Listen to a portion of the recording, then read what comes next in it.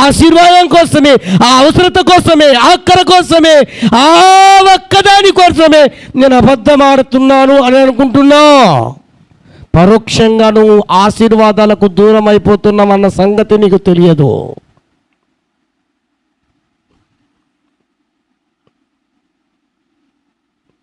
ఇప్పుడైనా అబద్ధాన్ని ఒప్పుకొని పశ్చాత్తాపడి, నేను అబద్ధికుడను, అబద్ధికురాలిని, ఫలానా సందర్భములు, ఫలానా విషయాలలో, ఫలానా వ్యక్తులలో, ఫలానా అని ప్రభు సన్నిధిలో ఒక చిన్న తీర్మానం చేసి పశ్చాత్తాపడితే నా యేసయ్య మన దేవుడు నిండుగా నిన్ను ఆశీర్వదిస్తాడు. హల్లెలూయా, హల్లెలూయా.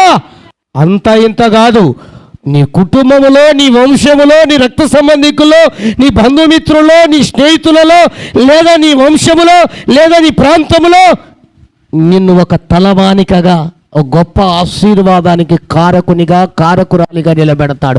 హల్లెలూయా. పశ్చాత్తాపడితే, అబద్ధం ఆడినది ఒప్పుకుంటే, ఒప్పుకోకపోయినా నాకేం కాదులే నీ మేనేజ్ చేస్తున్నావో, ఏ రోజైనా అది బయటపడుతుంది. అవునా కదా? బయటపడతా? కప్పుకున్నది ఏ రోజైనా కంపు కొట్టిద్ది. దాచిపెట్టింది ఏ రోజైనా బయటపడుద్ది. మరుగైనది ఏదైనా చెప్పండి, మిద్ది మీదకి ఎక్కి కేకలు వేస్తుంది. నువ్వు దాచాలనుకుంటే దాగదు. ఒక స్కూల్లో 4 వ్యక్తులు ప్రతిరోజు స్కూల్కు రావటానికి లేట్ అవుతుందంట. ప్రతిరోజు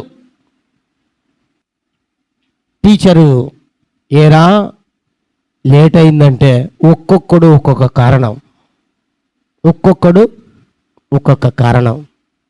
రోజు ఏదో ఒకటి కుంటి సాకులు అన్నట్టుగా చెప్తున్నారంట. వాస్తవానికి అవి నిజాలు కావు, వాళ్ళ ఒట్టి అబద్ధాలు ఆడుతున్నారు. ఒకరోజు నలుగురిని చూశాడు, నలుగురిని కూర్చోబెట్టాడు. నలుగురిని కూర్చోబెట్టి, నిజం చెప్పరా, నిజం చెప్పండిరా మీరు నలుగురు, ఇప్పుడైనా ఒప్పుకోండిరా, నిజం చెప్పరా, ఎందుకు ఇంత లేట్ అయింది, ఎందుకు ఇంత లేట్ వచ్చారు, అసలు మీరు ఒక్కొక్కరుగా వచ్చారా, నలుగురు కలిసి వచ్చారా అని అడిగారట. లేదండి, మేము నలుగురం కలిసే వచ్చాము, ఈ కారణాలని నలుగురు చెప్పారంట. కలిసి వచ్చేటప్పుడు వీళ్ళు కొంచెం ధనవంతులుగా ఉన్నటువంటి పిల్లలు కారులో వచ్చారు. ఒక్క మాటలో చిక్కిపోయారు. కారు పంచర్ అయ్యింటే ఆ పంచర్ వేయించుకొని వచ్చే లోపల లేట్ అయిందని. ఇదే ఛాన్స్ అనుకుని ఆ టీచరు నలుగురు 4 ఊళ్ళోకి వెళ్ళరా అన్నారండి. వెళ్ళి, నేను అడుగుతున్న ఒక క్వశ్చన్కు మీ సమాధానం రాయండి అని. మీరు స్కూల్కి వస్తున్న సందర్భంలో 4 కలిసి వస్తున్నారు, కారులో వచ్చారు, పంచర్ అయింది, నిజమా? అవును సార్. ఏ టైర్ పంచర్ అయింది? వెనకల ఉన్న టైర్లో లెఫ్ట్దా రైటుదా? ముందర ఉన్న టైర్లో లెఫ్ట్దా రైటుదా? అంటే ఎడమ పక్కదా కుడి పక్కదా? వెనకవా ముందువా? మీరు సమాధానం రాయండి అని అంట. ఇది బయటికి చెప్పకూడదు, రాయండి అని పలకలు రాశారంట. ఆ పలకలు కలెక్ట్ చేసుకున్నాడు. చూస్తే ఒకడు ముందరిది లెఫ్ట్ది పంచర్ అయింది సార్, వేయించుకొని వచ్చే లోపల లేట్ అయింది. రెండో వాడు ముందరిది సార్, రైట్ది పంచర్ అయింది, వేయించుకొని వచ్చే లోపల లేట్ అయింది సార్. 4వ వాడు వెహికల్ది సార్, లెఫ్ట్ది పంచర్ అయింది, వేయించుకొని వచ్చే లోపల లేట్ అయింది సార్. 4వ వాడు రైట్ది పంచర్ అయింది సార్, వేయించుకొని వచ్చే లోపల లేట్ అయింది సార్. నలుగురికి నిలబెట్టి ఏ టైర్ పంచర్ అయింది చెప్పరా ఇప్పుడు అన్నాడు. అందరూ ఒకరి ముఖాలు, నలుగురు ఒకరి ముఖాలు ఒకరు చూసుకుంటున్నారంట. బయట పడుతుందండి ఏదో ఒక రోజు. అబద్ధం ఆడితే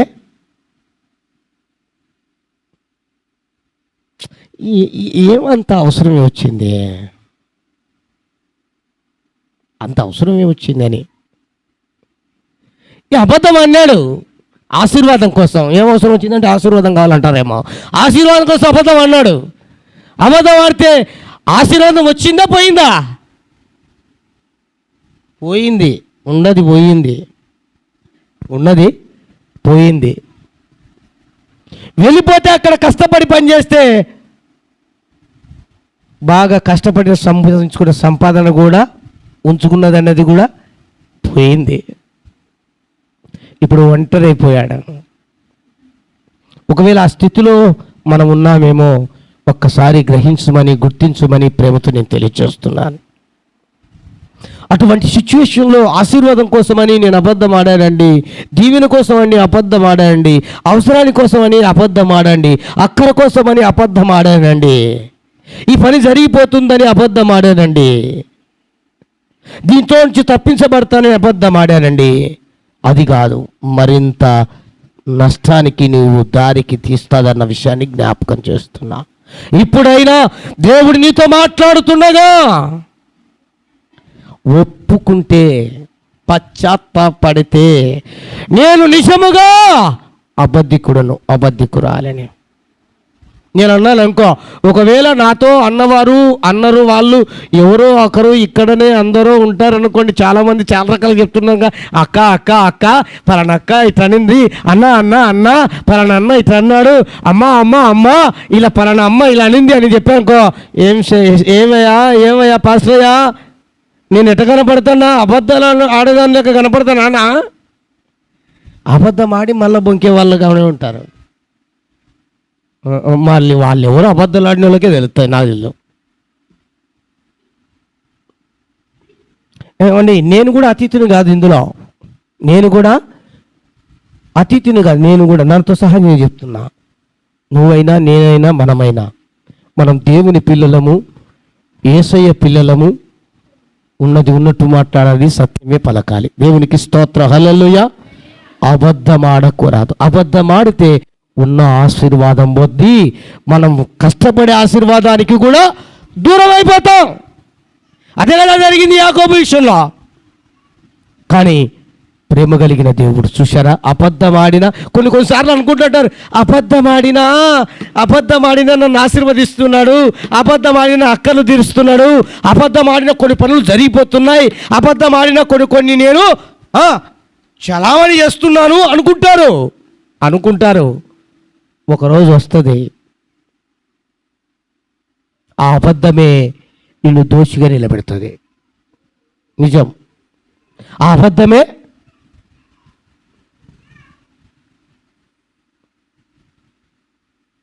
నీ మనస్సాక్షి పనిచేస్తే ఖచ్చితంగా దోషిగా నిలబెడుతుంది. హల్లెలూయా, హల్లెలూయా. ఏమండి పలకరు, నిజమా? అది ఖచ్చితం. అది నువ్వైనా నేనైనా మనమైనా. అందుకు అవసరానికి ఒక అబద్ధం వద్దు, ఆపదలు తప్పించబడడానికి ఒక అబద్ధం వద్దు, ప్రాణం పోతుందని ఒక అబద్ధం వద్దు. పోతే పోని, ఒకవేళ పరలోకంలో చేరుతాం. దేవునికి స్తోత్రం, హల్లెలూయా, హల్లెలూయా. అబద్ధం ఆడాల్సిన పని లేదు.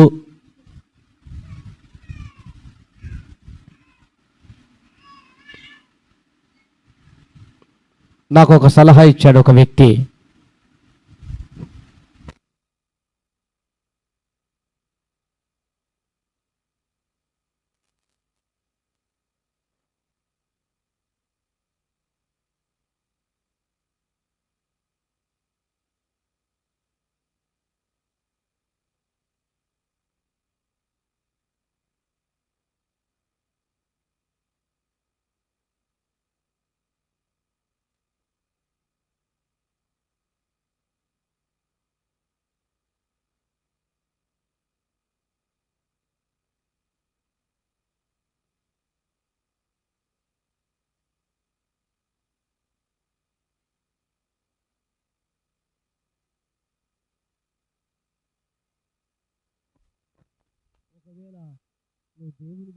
దేవుని బిడ్డనే చెప్తా.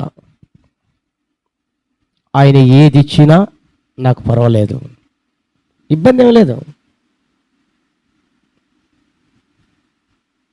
ఏమవుతుంది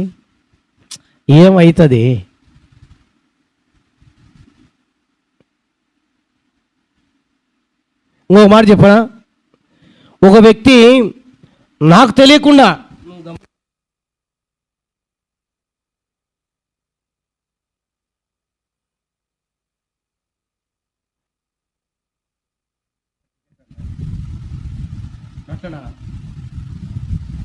నేనైతే జోక్యం చేసుకొని అప్లై చేస్తే అబద్ధం ఆడితే నా దగ్గరికి రానియకుండానే రాలా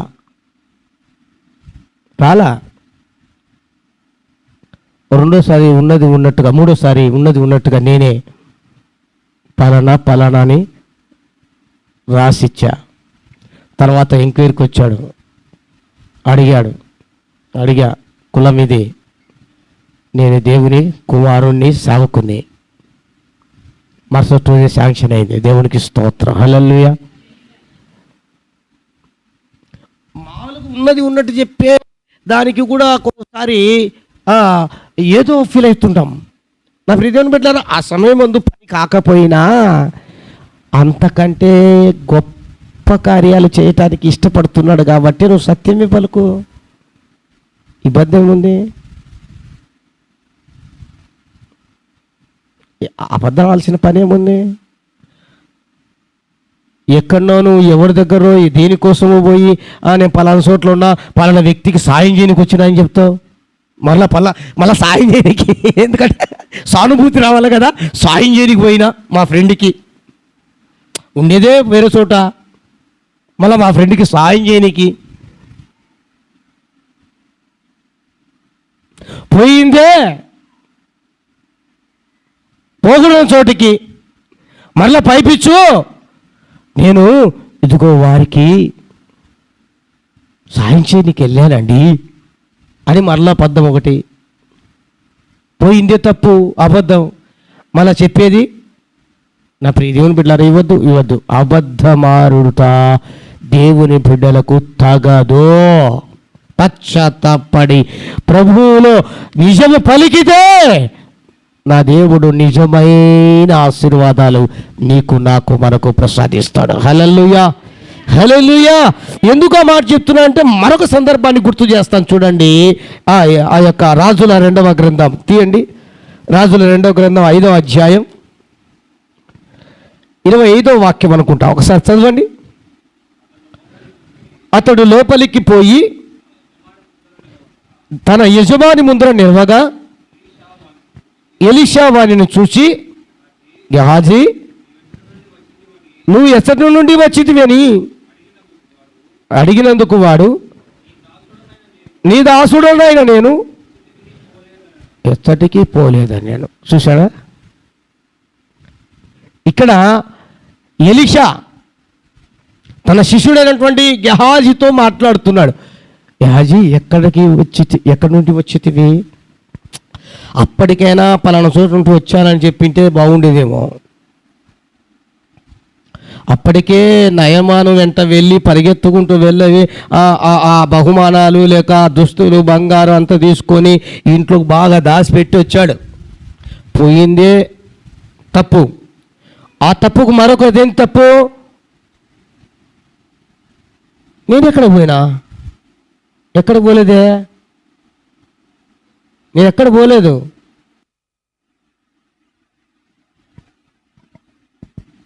నా ప్రియ దేవుని బిడ్డలారా, తద్వారా ఏం జరిగిందో తెలుసా? చివరి వచనం చదవండి. కాబట్టి నయమానుకు కలిగిన కుష్టు నీకును నీ సంతతికిని సర్వకాలము అంటి ఉండేనని చెప్పాను. ప్రియ దేవుని బిడ్డలారా,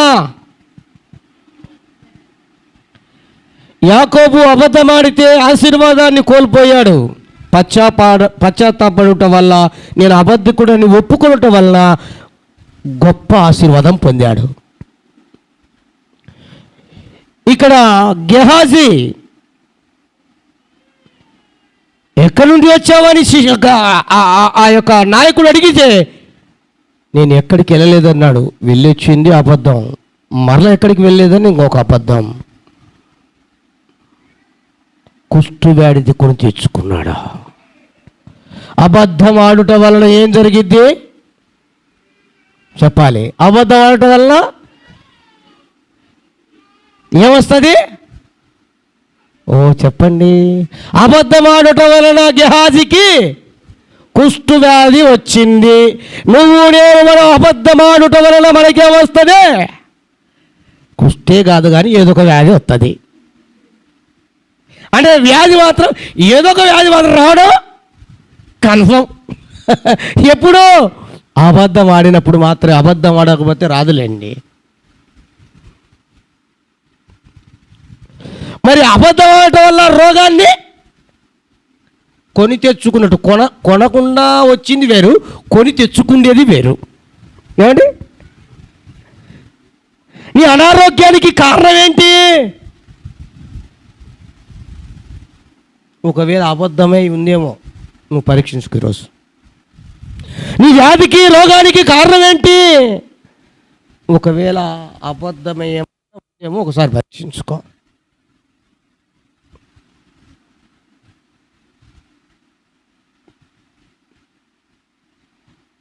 నా ప్రియ దేవుని బిడ్డలారా, మన అనారోగ్యానికి మన అబద్ధాలు కారణం కాకూడదు. దేవునికి స్తోత్రం. హల్లెలూయా, హల్లెలూయా. అబద్ధాలు ఎక్కువగా మాట్లాడువాడు, నేను చెప్తున్న ప్రభు వాక్యానుసారంగా ఇంకొక సందర్భంలో కూడా చెప్పాడు, ఖచ్చితంగా అనారోగ్య పాలవుతారని రాయబడిందే. అంటే అబద్ధం ఆడకపోతే అనారోగ్యం రాదా? అబద్ధం ఆడిన వస్తుంది కదా అని అంటారేమో. అది కూడా అంటారు మన వాళ్ళు, తెలివి ఎక్కువ కదా.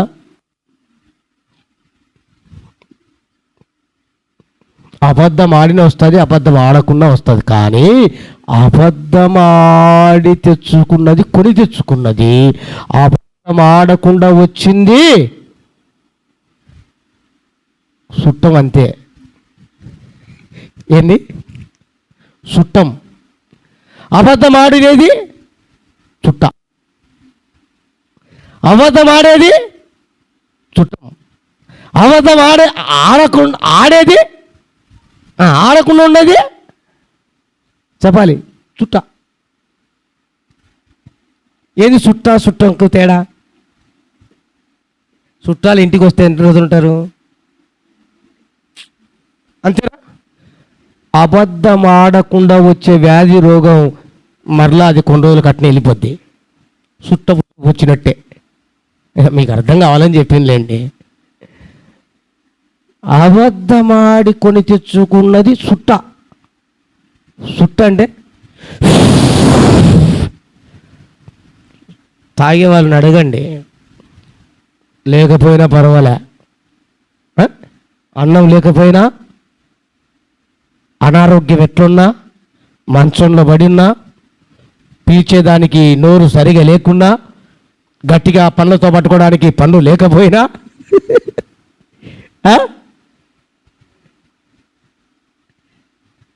చుట్ట మాత్రం వదిలేదానికి అవకాశం లేదు. ఎందుకంటే అది వదిలించుకోవడానికి నేను వదులుతా, అది వదిలేదు, అది వదలదు.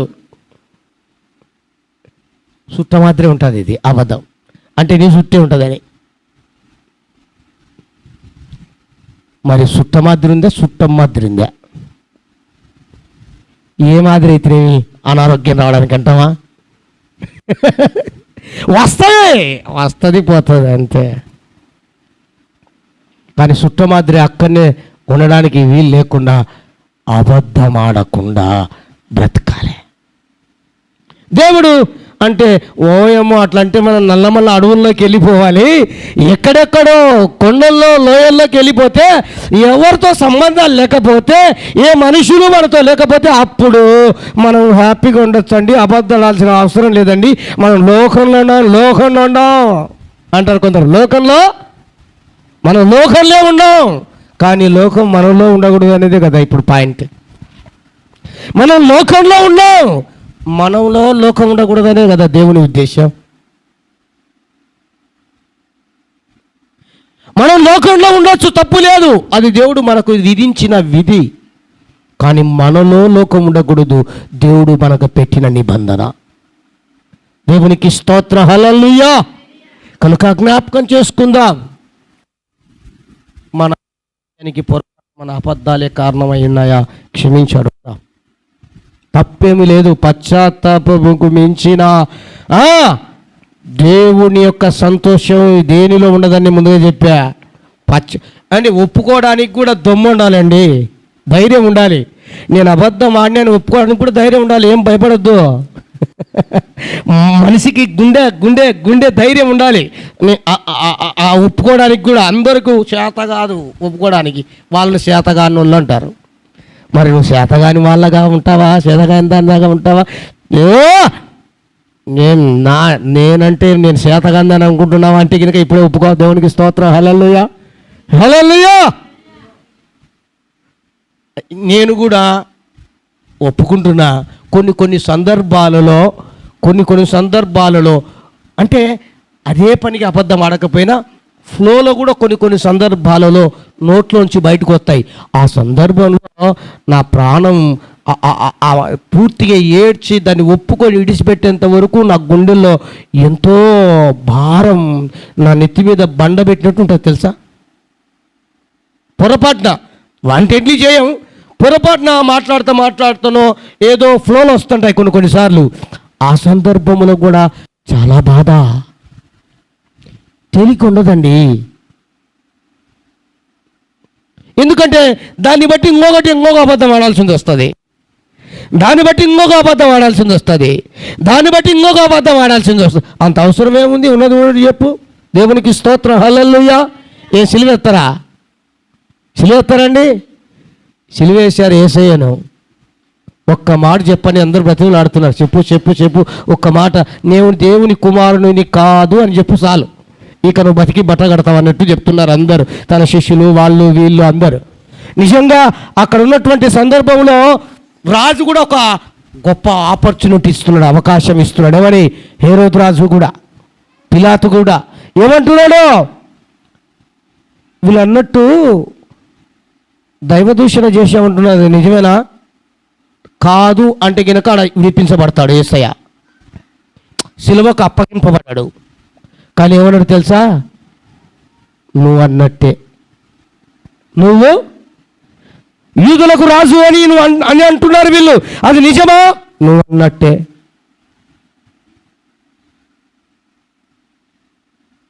దేవుని కుమారుడు అని వీళ్ళు అంటున్నారు, అది నిజమా? నిజమే. ఒక్క మాట చెప్తే శ్రమలు లేవు, శిలువ శిక్ష లేదు, మరణము లేదు, రక్తం కార్చేది లేదు, కొరడా దెబ్బలు లేవు, ఉమ్ము వేయించుకోవడాలు లేవు, ఏముండవు. కానీ యేసుక్రీస్తు ఆ పని చేయలే.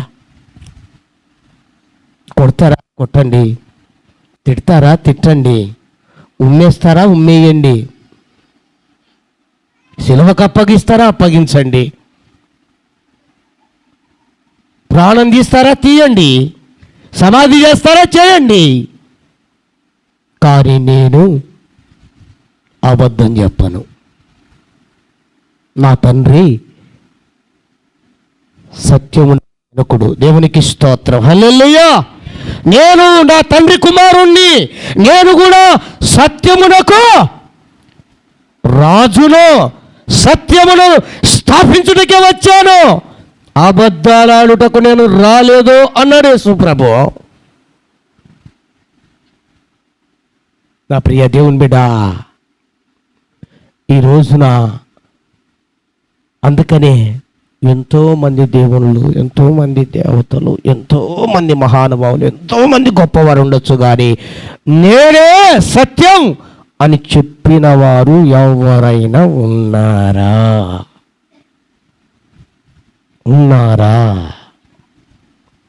నా యేసయ్య ఒక్కడే. మీరు ఎవరనైనా ఏ గ్రంథములనైనా ఒక్కరిని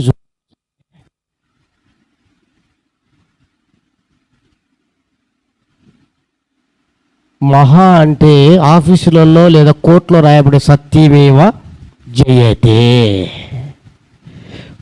లేదంటే ఆఫీసులలో కానీ లేదా అధికారుల దగ్గర కానీ సత్యమేవ జయతే అంటే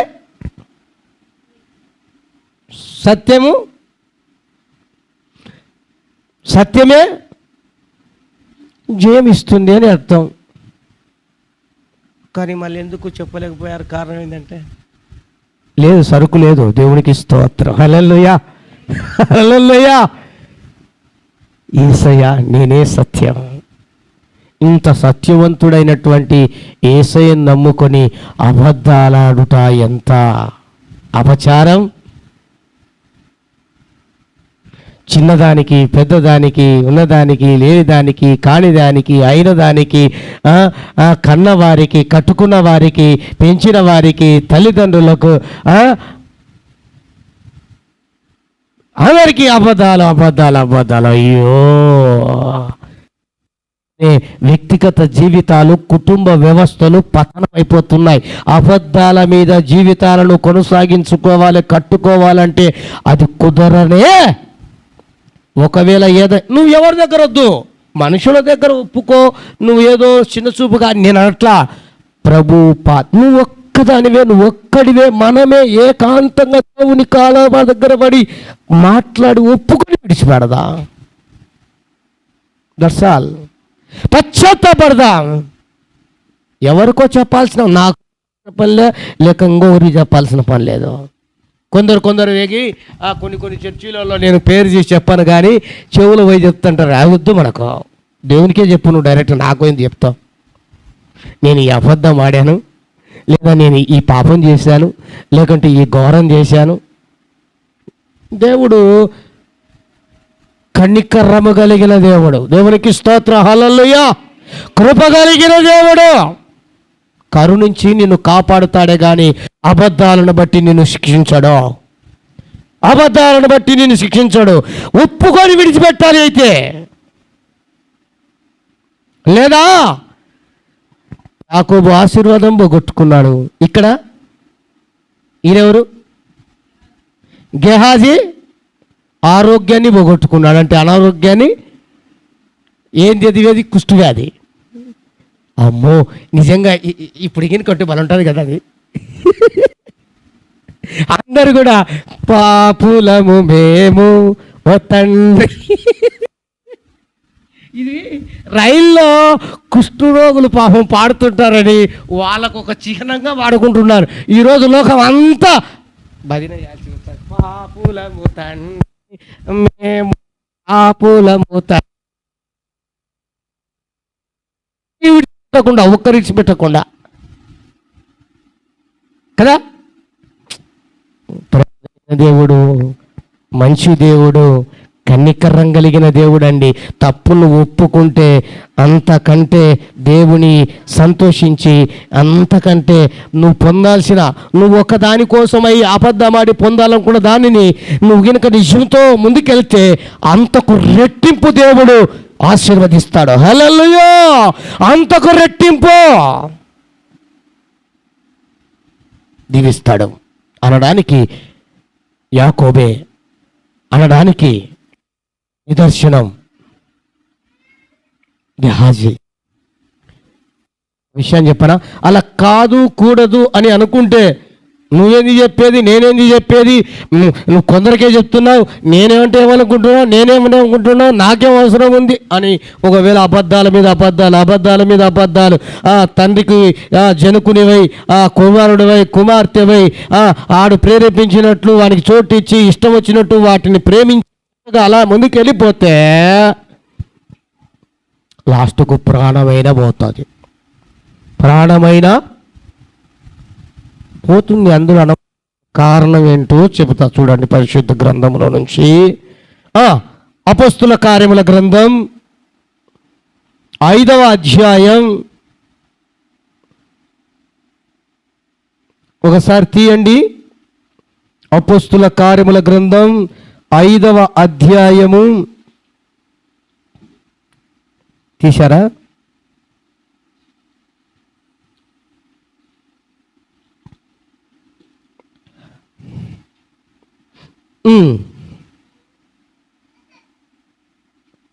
ఒకటి నుంచి ఇక్కడ 6 వచనాల వరకు వ్రాయబడి ఉన్నాయి. అక్కడ అననీయ అను ఒక మనుష్యుడు తన భార్య అయిన సప్పీరాతో ఏకమై పొలం అమ్మెను. భార్య ఎరుకతోనే వాడు దాని వెలలో కొంత దాచుకొని కొంత తెచ్చి అపోస్తుల పాదముల యొద్ద పెట్టెను. అప్పుడు పేతురు, అననీయ, నీ భూమి వెలలో కొంత దాచుకొని పరిశుద్ధాత్మను మోసపుచ్చుటకు సాతాను ఎందుకు నీ హృదయమును ప్రేరేపించెను? అది నీ యొద్ద ఉన్నప్పుడు నీదే కదా, అమ్మిన పిమ్మట అది నీ వశమై ఉన్నది లేదా? ఎందుకు ఈ సంగతి నీ హృదయంలో ఉద్దేశించుకొనుచున్నావు? నీవు మనుషులతో కాదు దేవునితోనే అబద్ధమాడితివని వారితో చెప్పాను. ఈ సందర్భంలో చెప్పినప్పుడు అననీయ ఈ మాటలు వినుచునే పడి ప్రాణమును విడవగా వినిన వారి అందరికీ మిగులు భయము కలిగెను. అప్పుడు పడుచువారు లేచి వానిని బట్టతో చుట్టి మోసుకొని పాతిపెట్టిరి. ఇక్కడ భార్యాభర్తలు ఉన్నారు, అననీయ, సప్పీరా. వీళ్ళిద్దరూ పొలం అమ్మి అపోస్తుల పాదముల యొద్ద సేవకు సమర్పించాలని అనుకున్నారు, నిర్ణయించుకున్నారు. పొలం అమ్మారు, కొంత సొమ్ము వచ్చిన సొమ్ములో వాళ్ళు ఏమనుకున్నారో ఏమో అని మధ్యలో కాస్త డివైట్ అయిపోయారు. కొంత దాచుకుందాం, భార్యాభర్తలే ఇద్దరు ఎరకతోనే, అందులో నాకు నీకు సంబంధం లేదన్నట్టుగా కొంత దాచుకుందాం, మనకు కొంత సొమ్ము ఇచ్చి పెడదాం. అప్పుడు అంటున్నాడు, అననీయ, నీ పొలం అమ్మినప్పుడు అది నీ యొద్దనే ఉంది కదా, ఒకవేళ అమ్మిన తర్వాత ధనం వచ్చినప్పుడు, డబ్బు వచ్చినప్పుడు అది నీ వశంలోనే ఉంది కదా, అసలు నువ్వు ఎందుకు అబద్ధాలు ఆడాల్సిన అంత అవసరం వచ్చింది? నువ్వు మనుషులతో కాదు దేవునితోనే అబద్ధాలు ఆడినావు. ఇంతగా అమ్మావా? ఓయ్,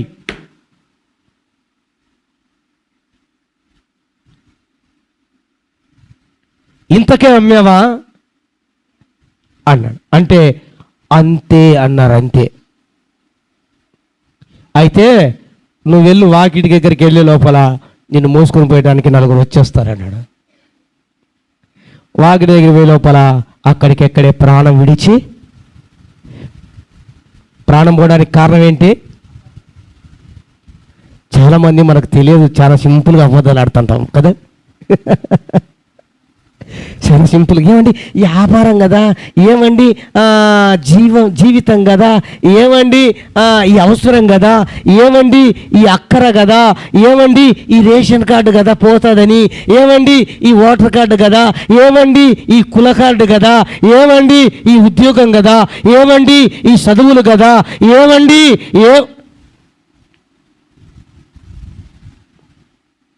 దేవునికి స్తోత్ర, హల్లెలూయా. నువ్వు ఎక్కడ ఎలాగైనా ఉండు, ఏమైనా చేయి, అబద్ధం అన్నది నీ ఆశీర్వాదాన్ని దూరం చేస్తుంది అనడానికి యాకోబు నిదర్శనం. అబద్ధం అన్నది నీకు ఆరోగ్యాన్ని పాడు చేస్తుంది అనడానికి గెహాజీ. అది నీ ప్రాణం మీనికి తీసుకొని వస్తుంది, అది అవకాశం ఉంటే ప్రాణాన్ని కూడా తీసి అననీయ సప్పీరాలు నిదర్శనం.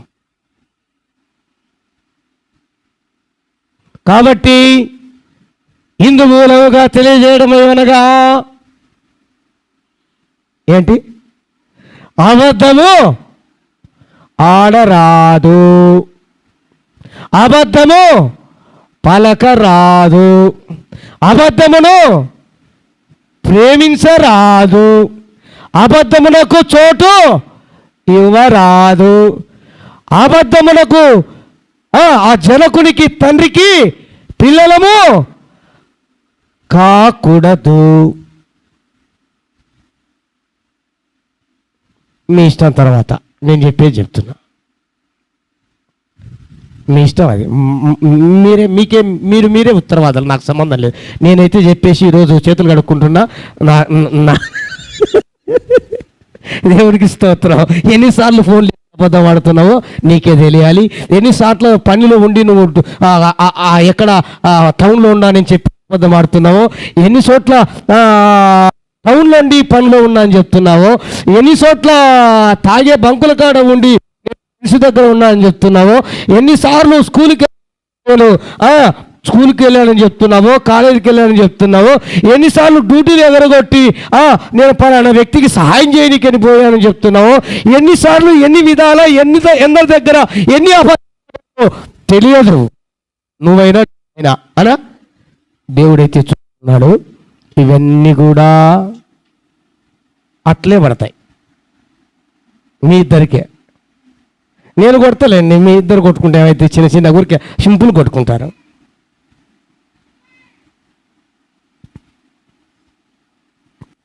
ఆ దేవుని బిళ్ళారా జ్ఞాపకం చేసుకుందాం.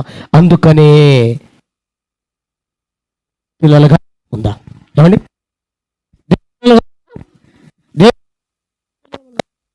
ఇక ఇక నీ ఇంటి పక్కన వారు కానీ, లేకపోతే నీ ఇంట్లో ఉన్నవారు కానీ, లేదా సంఘంలో ఉన్నవారు ఇలా అంటూ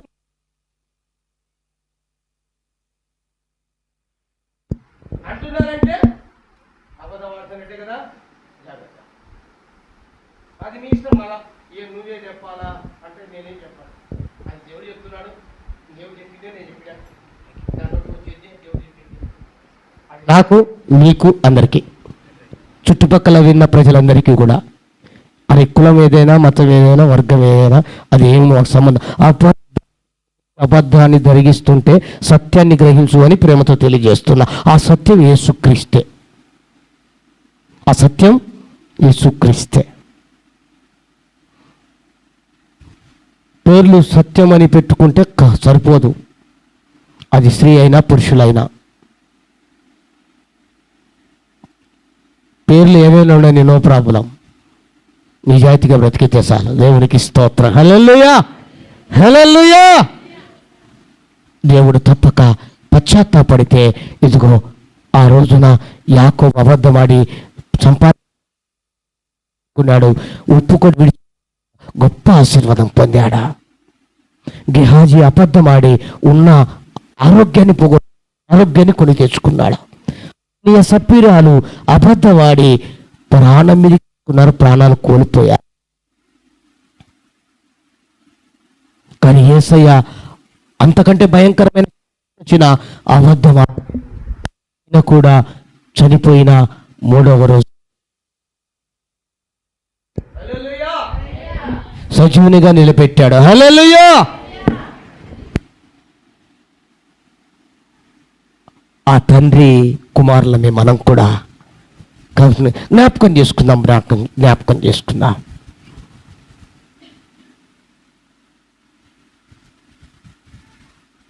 ఒకవేళ పొరపాటున దొర్లిందా, పొరపాటున అబద్ధం ఆడినామా, ఒప్పుకొని విడిచిపెట్టు. పశ్చాత్తాపడు చాలు. పశ్చాత్తాపడుట కంటే గొప్ప ఆశీర్వాదం ఏది లేదు. అంత ధన్యతకరమైన జీవితం అండి. ఈ లెంటి డేస్లలో ఏమండి, అన్ని అబద్ధాలు ఆడుకుంటూ నేను ఉపవాసం ఉంటున్నా, ఒక రోజు ఉంటున్నా, 4 రోజులు ఉంటున్నా, 41 రోజులు ఉంటున్నా, ఒక పూట ఉంటున్నా, 3 పూటలు ఉంటున్నా అని చెప్పి ఉపవాసాలు ఉండి అబద్ధాలు ఆడుతున్నా ప్రయోజనం ఉంటుంది? ఉపవాసాలు ఉండి అబద్ధాలు ఆడితే అవసరమా? ప్రయోజనం ఉంటుందా? భక్తి చేస్తే అబద్ధాలు ఆడితే ప్రయోజనం ఉంటుందా? ప్రయోజనం ఉండదు. పశ్చాత్తాపడితే మనకు ప్రయోజనం. హల్లెలూయా. మోకరించండి, ప్రార్థన చేసుకుందాం. అట్టి పశ్చాత్తాప హృదయాన్ని ప్రార్థన చేసుకుందాం. విన్న మాటలు బట్టి ఒక చిన్న ప్రార్థన. ఇక్కడ ఉన్నా, వెలపట ఉన్నా